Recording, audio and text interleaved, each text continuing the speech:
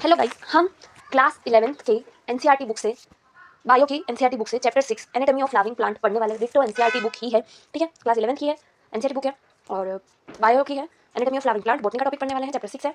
आप बुक खोल लीजिए। अब हम इसमें सबसे पहले हम इसमें देख लेते हैं कि एनाटॉमी क्या होता है। इंटरनल स्ट्रक्चर की स्टडी को हम एनाटॉमी बोलते हैं, ठीक है। प्लांट की इंटरनल स्ट्रक्चर की स्टडी को हम एनाटॉमी बोलते हैं, ठीक है। अब हम इसमें इंट्रोडक्शन पढ़ेंगे, ठीक है। Introduction. You can very easily see the structure similarities and variation in the external morphology of the large living organism both plant and animal.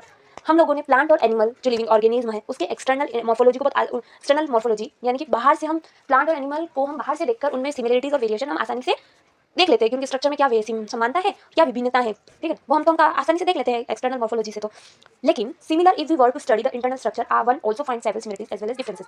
वैसे ही हम इंटरनल स्ट्रक्चर के बारे में पढ़कर इंटरनल स्ट्रक्चर्स की स्टडी करके भी हम उनमें क्या सिमिलरिटीज और क्या डिफरेंसेस उनके बारे में हम पता कर सकते हैं आसानी से। This chapter introduce you to the internal structure and functional organism of higher plant. इस चैप्टर में हम हायर प्लांट के इंटरनल स्ट्रक्चर और उनके फंक्शनल ऑर्गेनिज्म के बारे में पढ़ेंगे। इस चैप्टर के अंदर हम क्या क्या पढ़ने वाले, जो हायर प्लांट होते हैं, जो एंजियोस्पर्म या जो जिम्नोस्पर्म प्लांट्स होते हैं, उनके इंटरनल स्ट्रक्चर और उनके फंक्शंस के बारे में हम चैप्टर में पढ़ने वाले हैं। हमें ये पता चल गया कि हम चैप्टर में क्या क्या पढ़ने वाले, ठीक है, कि इंटरनल स्ट्रक्चर पढ़ने वाले हैं, उनके क्या क्या फंक्शंस हैं, उनमें क्या सिमिलरिटीज और क्या वेरिएशंस हैं, उन सबके बारे में पढ़ेंगे। अब study of internal structure of plants is called anatomy. Study of internal structure of plant is called anatomy. In plant की इंटरनल स्ट्रक्चर की जो स्टडी होती है उसे ही हम एनाटॉमी बोलते हैं। और इंटरनल स्ट्रक्चर क्या होगा, हम शरीर के अंदर पहले मॉर्फोलॉजी ऑफ द प्लांट में क्या पढ़ते हैं, मॉर्फोलॉजी का मतलब बाहर से देखकर क्या क्या समानता है, क्या क्या सेम है, क्या उनमें विभिन्नता है, क्या डिफरेंसेस हैं, क्या वेरिएशंस हैं, हम ये देख के पता कर लेते हैं। वहीं पर एनाटॉमी में क्या है, एनाटॉमी क्या होता है कि हम अंदर से देखेंगे, काट के देखेंगे कि उनमें क्या सेम है, उनके रूट्स कैसे सेम है, क्या डिफरेंसेस है रूट्स के अंदर, और क्या स्टेम में क्या डिफरेंसेस है, उनकी पत्तियों में क्या डिफरेंसेस है, हम इन सबके बारे में डिटेल में पढ़ने वाले हैं। Plants have cells as the basic unit. Cells are organized into tissue, and in turn the tissues are organized into organs. Plants जो होते हैं वो प्लांट की जो सेल्स है वो बेसिक यूनिट है, और सेल्स जो है वो टिश्यूज जो होते हैं वो सेल से ऑर्गेनाइज्ड होते हैं, और टिश्यूज जो होते हैं वो टर्न होकर टिश्यूज ऑर्गन में चेंज होते हैं। यानी ऑर्गन जो होता है वो टिश्यूज से मिलकर बनता है, टिश्यूज सेल से मिलकर बनता है, और सेल जो है ऑर्गन जो है वो टिश्यूज से मिलकर बनते हैं। अब different organ in a plant shows difference their internal structure. और इंटरनल स्ट्रक्चर में प्लांट जो है, प्लांट के अलग अलग ऑर्गन अलग अलग तरह से दिखते हैं इंटरनल स्ट्रक्चर में। With in angiosperm the monocot and dicot. अब एंजियोस्पर्म में भी एंजियोस्पर्म दो टाइप के होंगे, मोनोकोट और डाइकोट। मोनोकोट अलग दिखता है, डाइकोट अलग दिखता है। तो हम इसमें दो टाइप के प्लांट्स के बारे में यहाँ डिस्कस करेंगे और दो प्लांट्स के डिफरेंसेस देखेंगे, मोनोकोट प्लांट और डाइकोट प्लांट्स।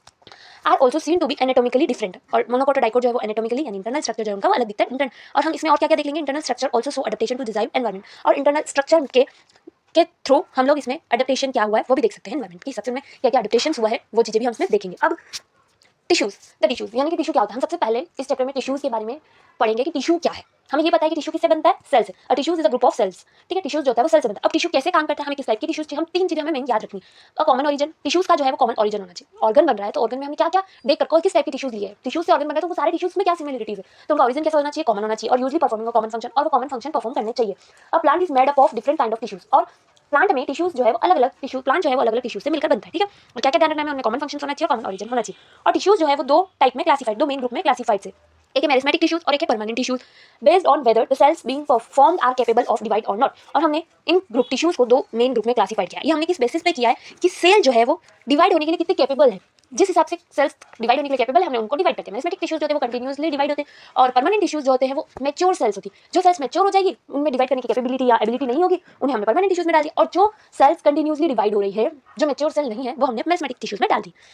अब उसके बाद हम पढ़ने वाले, अब हम डिटेल में परमानेंट टिश्यूज और मेरिस्मेटिक टिश्यूज को डिटेल में पढ़ने वाले हैं। तो सबसे इस मेरिस्मेटिक टिश्यूज के बारे में पढ़ने वाले। मेरिस्मेटिक टिश्यूज हमें ये पता है कि वो कंटिन्यूअसली डिवाइड होता है, ठीक है। ये मैच्योर सेल नहीं है, ये कंटिन्यूअसली डिवाइड होता है। Growth in plant is largely restricted to specialised region of active cells division called meristems.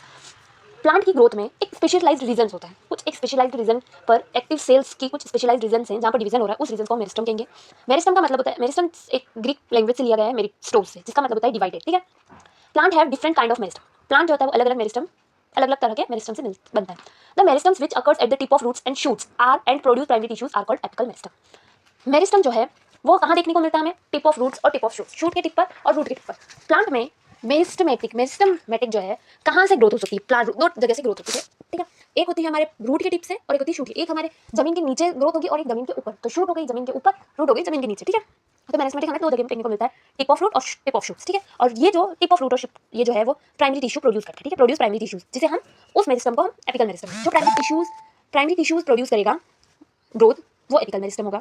During the formation of leaves and elongation of stems some cells left behind from shoot apical meristem constitute the axillary बड।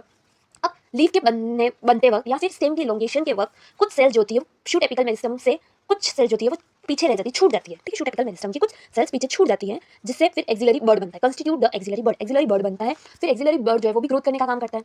तो जो axillary bud, such birds are present in the axils of leaves and are capable of forming a branch, aura or a flower. तो axillary birds बचा, कुछ bird जो होती है वो leaves की एक्सिल में प्रेजेंट होगी, लीव पत्तियां जो होती है उसकी एक्सिल्स में कुछ बर्ड्स प्रेजेंट होती है और ये कैपेबल होती है ब्रांचेस और फ्लावर को फॉर्म करने में, बनाने में, ठीक है। The meristem which occurs between mature tissues known as intercalary meristem, और कुछ मेरिस्टम जो मेच्योर टिश्यूज शूट एपिकल के नीचे कुछ एक्सिलरी बर्ड्स बच गई है उन्हें हम उस पोर्शन को, उस मेरिस्टम को हम इंटरकैलरी मेरिस्टम बोलते हैं। इंटरकैलरी मेरिस्टम कहाँ होता है? मेच्योर टिश्यूज के बीच में देखने को मिलता है। They occur in grasses and regenerate parts removed by the grazing herbivores.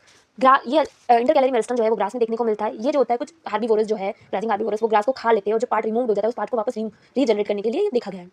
और apical meristem and intercalary meristem जो है वो are primary meristem. Apical meristem और इंटरकैलरी मेरिस्टम जो है उसको हम प्राइमरी मेरिस्टम भी बोलते हैं, ठीक है। क्यों? Because they appear early in life of a plant and contribute to the formation of the primary plant body. अब एपिकल मेरिस्टम और इंटरकैलरी मेरिस्टम को हम प्राइमरी मेरिस्टम क्यों बोलते हैं? दो टाइप के मेरिस्टम देखने को मिलते हैं, प्राइमरी मेरिस्टम और सेकेंडरी मेरिस्टम। तो हम लोग एपिकल मेरिस्टम और इंटरकैलरी मेरिस्टम को प्राइमरी मेरिस्टम क्यों बोल रहे हैं? क्योंकि ये प्लांट की लाइफ से पहले, early in life of a plant, plant की लाइफ से पहले देखने को मिलता है और ये प्राइमरी प्लांट बॉडी को बनाने में, फॉर्मेशन में हेल्प करता है, contribute to the formation of the primary plant body, ठीक है। इसलिए हमसे प्राइमरी मेरिस्टम बोल रहे हैं, ठीक है। प्राइमरी मेरिस्टम में कौन कौन हो गया? एपिकल मेरिस्टम और इंटरकैलरी मेरिस्टम, ठीक है। अब the meristem that occurs in the mature region of roots and shoots of many plants, particularly those that produce woody axis and appear later, the primary meristem is called the secondary meristem, lateral meristem and cylindrical meristem। अब वह meristem जो mature reason पर दिखाई दे, root और shoot के जो mature reason है वहां पर जो मेरिस्टम दिखाई दे रहा है, अधिकतर प्लांट्स में शूट और रूट जो है वो मैच्योर, शूट और रूट का जो मैच्योर रीजन होता है वहां पर भी मेरिस्टम दिखाई देता है हमें, जो वुडी एक्सिस प्रोड्यूस करता है, ठीक है। वुड की एक्सिस को बढ़ाने में काम करता है, वुडी एक्सिस को प्रोड्यूस करता है, जिससे कि वुडी एक्सिस बढ़ता है, जिससे कि स्टेम जो है, वुड जो है वो मोटी हो जाती है, उसकी गर्थ बढ़ जाती है एंड अपीयर लेटर देन, और ये प्राइमरी मेरिस्टम के बाद देखने को मिलता है, इसलिए हम इसे सेकेंडरी मेरिस्टम या फिर लेटरल मेरिस्टम और इसे हम सिलेंड्रिकल मेरिस्टम भी बोलते हैं, क्योंकि सिलेंडर जैसा होता है इसलिए, ठीक है। प्लांट जो होता है उसकी स्टेम जो है, मतलब प्राइमरी मेरिस्टम जो है वो क्या काम करती है? लेंथ को इंक्रीज करने में काम करती है, बट सेकेंडरी मेरिस्टम जो है वो उनकी गर्थ, मोटापे में इंक्रीज करने। तुमने देखा होगा काफी नीम के पेड़, बरगद के पेड़ कितने छोटे छोटे मोटे मोटे हो जाते हैं, तो ये कब होते हैं? सेकेंडरी मेरिस्टम की वजह से होते हैं। तो सेकेंडरी मेरिस्टम का क्या काम है मेरिस्टेमेटिक का? उनकी गर्थ को बढ़ाने में, उनके मोटापे को बढ़ाने में काम करता है। जबकि प्राइमरी मेरिस्टेमेटिक का क्या काम होता है? उनकी लेंथ को इंक्रीज करने में, उनकी लेंथ को बढ़ाने में काम करता है। तो ऑब्वियसली ग्रोथ होगी, लेंथ बढ़ेगी, तभी मोटापा बढ़ेगा। तो प्राइमरी मेरिस्टेमेटिक के बाद दिखने को मिलता है, इसलिए हम सेकेंडरी मेरिस्टेमेटिक भी बोलते हैं और ये लेटरल मेरिस्टेमेटिक है। अब फेसिक्यूलर, और ये अधिकतर सेकेंडरी मेरिस्टेमेटिक जो है उसके एग्जांपल कौन कौन हो गए? Fascicular vascular cambium, interfascicular cambium and cork cambium. ये तीन एग्जांपल है लेटरल मेरिस्टम, सेकेंडरी मेरिस्टम या फिर सिलेंड्रिकल मेरिस्टम के। कौन कौन से?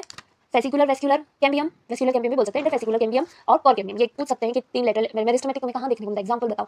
तो कहाँ देखने को मिल सकता है हमें? Fascicular vascular cambium, interfascicular cambium और कोर कैम्बियम में। अब these are responsible for producing the secondary tissues, और ये सेकेंडरी टिश्यूज को प्रोड्यूस करने के लिए रिस्पॉन्सिबल होते हैं। जो मैंने एग्जांपल देखे वो सेकेंडरी टिश्यू को प्रोड्यूस करने के लिए रिस्पॉन्सिबल होते हैं। Following divisions of cells in both primary and as well as secondary meristem. Primary meristem और सेकेंडरी मेरिस्टम जो है वो सेल के डिवीजन के लिए दोनों ही, मतलब दोनों मेरिस्टम, प्राइमरी मेरिस्टम और सेकेंडरी मेरिस्टम की सेल्स का डिवीजन से नई सेल्स फॉर्म्ड होती है। The newly formed cell become structurally and functionally special. ये स्ट्रक्चरली और फंक्शनली स्पेशल होती है या विशेष, यानी कि उनका स्ट्रक्चर और फंक्शन निर्धारित हो चुका होता है कि स्ट्रक्चर कैसा होगा, फंक्शन कैसा होगा, ठीक है। और इनमें डिवाइड करने की एबिलिटी भी खत्म हो जाती है। प्राइमरी मेरिस्टम और सेकेंडरी मेरिस्टम के बाद, ये डिवीजन के बाद जो नई सेल्स बन रही है उनमें डिवीजन की एबिलिटी लूज हो जाती है, उनका स्ट्रक्चर और फंक्शनल भी स्पेशलाइज्ड हो जाता है, यानी कि स्थित हो जाता है। उन्हें हम सच सेल्स आर टर्म्ड परमानेंट। उन कुछ सेल्स को हम परमानेंट या फिर मैच्योर सेल्स बोलते हैं, और परमानेंट सेल्स और मैच्योर सेल्स मिलकर परमानेंट टिश्यूज बनाती हैं, okay. And constitute the permanent. During the formation of the primary plant body, specific region of the apical meristem produce dermal tissues, ground tissue and vascular tissues. Meristem जो होते हैं वो produce करते हैं, और dermal tissues जो होते हैं वो प्रोड्यूस, मतलब एपिकल मेरिस्टम और स्पेसिफिक रीजन्स पे जो प्लांट बॉडी फॉर्म होती है वो डर्मल टिश्यूज, ग्राउंड टिश्यूज और वेस्कुलर टिश्यूज टाइप के टिश्यूज प्रोड्यूस करते हैं। अब हमने इसमें मेरिस्टेमेटिक टिश्यूज के बारे में पढ़ लिया। अब हम अगले वीडियो में परमानेंट टिश्यूज को डिटेल में पढ़ेंगे, ठीक है। और कुछ मेरे नोट्स है उनको भी हम पढ़ेंगे अगले वीडियो में। अभी तक हमने सिर्फ एनसीईआरटी कॉर्नर ही पढ़ा है।